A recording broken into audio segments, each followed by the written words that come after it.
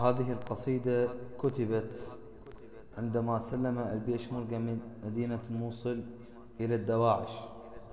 وبعدها مسعود البرزاني قام بشراء صفقة سلاح لتسليح البيشمركة. فقلت له: قمت وياي تندق هاي يا مسعود، وعتاب إلك مو مال خوان،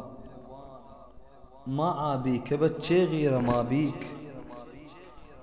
ولا عندك شرف وتخاف ينهان، لو عندك زلم ما شردوا بساع، ولا عافوا الموصل بيد جردان، ترى شيطان أحسه بروحك يعيش، وانا طبع نبي ما أهوى شيطان، ولسانك بعد للطولة وياي، وعلى بيت ابو ذي يقص لك لسان،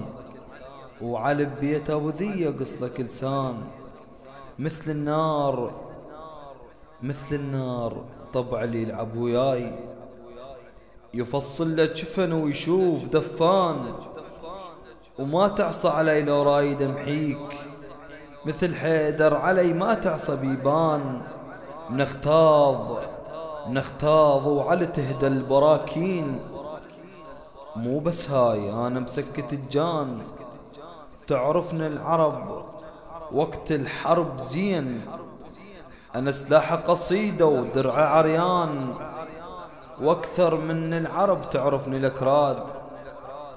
واكثر من العرب تعرفني الاكراد، لو رايد اصول امحيها كردستان، تريد البيشمركة تجيب لسلاح، لا مسعود اقلك انت غلطان، ترى اللوحة جميلة تعجب الناس، فخر مو للقلم نشاله فنان، وبطل صفقتك ورجع السلاح،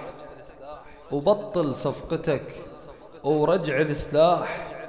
استور الزلم لو تلقى شجعان، وانا تاريخ ابيض وافتخر بيه، انا اول حضارة واول انسان، مو بس الارض تعرف لتاريخ، واصل للشمس مقوار شعلان، ولا تقل الادب من تحكي وياي، ولك هاي القصيدة جرت اذان، ولك هاي القصيدة جرت اذان، ولك هاي القصيدة جرت اذان.